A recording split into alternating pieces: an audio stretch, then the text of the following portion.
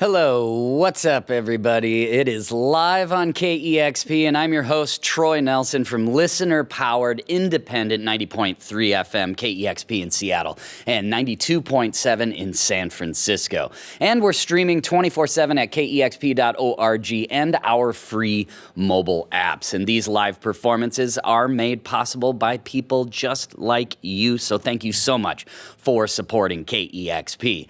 I'm stoked because we have this band back in the KEXP studios. They have an excellent new album called Mimi, and I'm talking about the band Corridor. Corridor, if you're ready, let's do this.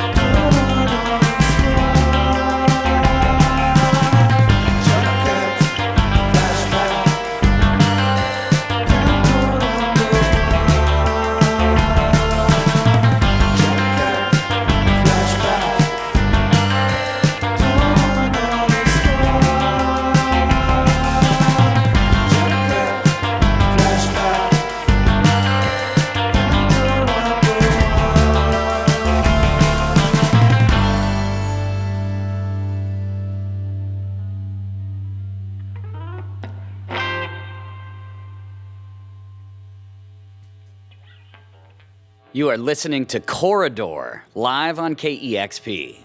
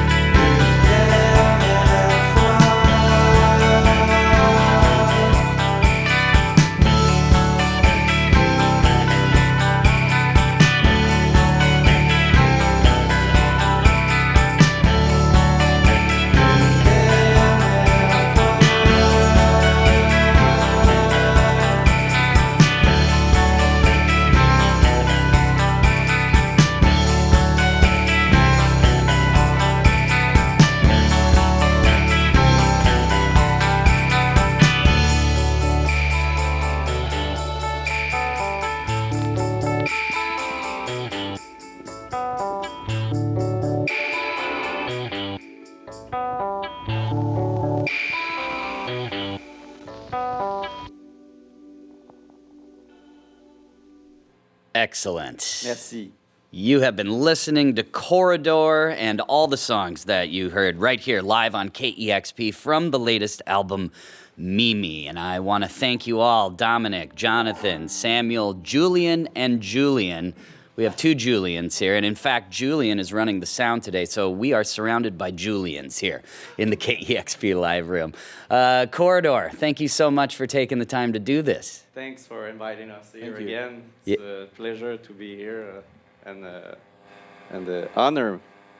Yes, we are honored to have you, and the new album is called Mimi, and let's just talk about this right out of the gate.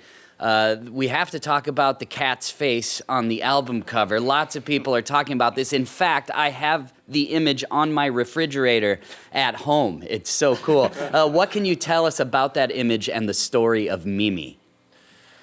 I mean, it was kind of a joke between us from the beginning, just a meme on the internet that we kept using. We found, it's a page on Instagram that's called Not My Animal, and they just post pictures, like random pictures of animals without captions. And like this came up once, and we all liked it, and we all thought it was really funny. So we just used it as a temporary cover when we were sharing each other demos and stuff. So it became like our SoundCloud album artwork, and yeah. And did you name? I just drew it after that. Yeah. Did you name is the cat's name Mimi? No, that's my cat. Oh, okay. So it's different. It's a different one. It's a different. Okay, got it. Let's rewind the tape of life a little bit. And Jonathan and Dominic, you are in the suburbs of Montreal, and you two meet when you're just kids. And you're skateboarding, and you're playing in a punk rock band. Yes. No slide was strict. Yeah. Oh, no slide? Could you kickflip to no slide? No. Just no slide. And I couldn't even ollie to a no slide. It was just those lazy little, sidewalk steps. So I would put a lot of wax, and I would just slide it all. I had this capacity of being able to do the whole thing in no slide, but no ollie, no slide. I wasn't that. I remember that wax that you'd put on the curb. Yeah. It was so helpful. Yeah. You could fly. Yeah. And so Dominic, before that, before you ended up being playing bass guitar, was the very first instrument you learned the clarinet? Yeah. How did you find this? Yeah. We had a music class in high school. So it was there were 2 years of mandatory music classes, and I was not good at any instrument. So when you were not good at any of them, they would give you the clarinet. So because there were maybe 20 clarinets for the whole class, 5 trumpets, 3 trombones, and 1 bass guitar, 1 drum, and a couple of flutes. But if you were not good, you were just given the clarinet. Hand you the clarinet. Yeah. Well, I'll say you've progressed quite far since then. So you're born in the suburbs of Montreal and eventually moving to Montreal around 2006. And there, of course, is all this great music happening around that time. Dominic, you discover the music of Patrick Watson. And then both of you are starting to get into music that was more west of the country in Calgary, like Dog Day and Women and Chad Van Galen. And then eventually you get to work with Chad Van Galen, and he animates one of your music videos. How did you get to know Chad?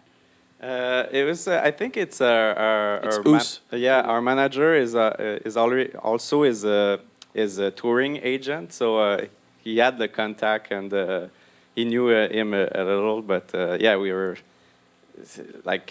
if you would have told me in 2010 if this guy would have made the music video for us, I would never believe this. I'm a huge Chad Van Galen fan. We've had him here in the KEXP studios. He's fantastic, a true artist. And also, there's obviously a lot of great venues in Montreal, and I've read somewhere that you really like the venue Brasserie Beaubien? Yeah.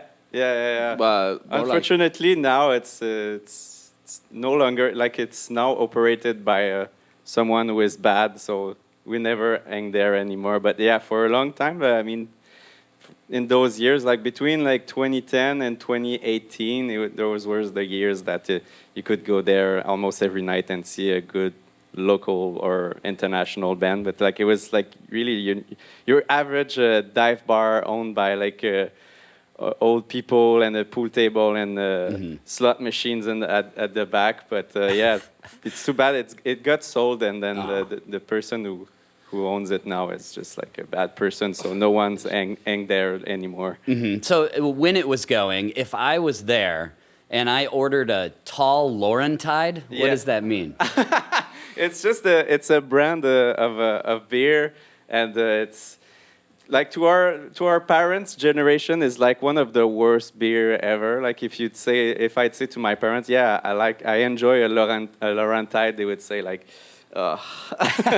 Laurentide. Yeah, and Laurentide is also like a region in the Quebec province. So yeah, it's just northeast. He has a cottage in the Laurentides actually. Wow, yeah. Very cool. Yeah, and yeah, it was the cheapest and the biggest. Like for $5 you could have like a big Laurentide and yeah. It sounds like a hell of a deal. Yeah, it was good deal. Perfect. So in 2019, you released the album Junior, and you can start to really see that the interest in the band is starting to grow. You go to South by Southwest in Austin, Texas, and then you meet bands like Crumb and Snail Mail. And through Snail Mail, you meet the band Shame. And then Shame invites you to play shows with them when they come back to the U.S., and then you go to Nashville, and didn't you actually meet somebody who had a tattoo of one of your album covers on their leg? Yes, we did. And in fact, he also he played for a while for the band Snooper. This guy. Oh yeah. But Snooper didn't exist at this time. But I'm not sure if he's still in the band. But like for a while, he was playing in Snooper. But that's cool. Yeah. It was just so random. He came at the merch table. He's like, "Hey, look at that!" And like, it was just like the Supermercado artwork. That's pretty cool. Yeah. Jonathan, you made the visualizer video for the song Mon Argent. And using... Should we talk about this? Yes, because I'm not proud of this shit. Yeah. Sorry. Well, you used some of Dominic's cat figurines. And Dominic, I want to know, why do you have so many cat figurines? I'm just a collector of everything. So like ceramic cats are one of my many collections. So like I have like a whole like big buffet in my apartment. Just like I think there are like at least 25 ceramic cats in my on this. Like since I live in my partner, she's like, you can't put any in the apartment except there. So like they're all like all on the same furniture. Well, Jonathan, I actually loved the visualizer video. I watched it start to finish. I thought it was cool. That's a good thing. Is this something you're going to do again? Like a last-minute video, done in 4 hours. Well, it's great, and obviously the new album Mimi, everybody's been loving it, and we're so happy that you are here in the KEXP studios. And please come back again. Thank you so much. Absolutely, we'll come back if you invite us again, for sure. Yeah, I guarantee it. Well, you have been listening to the wonderful Corridor right here live on KEXP. Discover new music at listener-powered KEXP.org.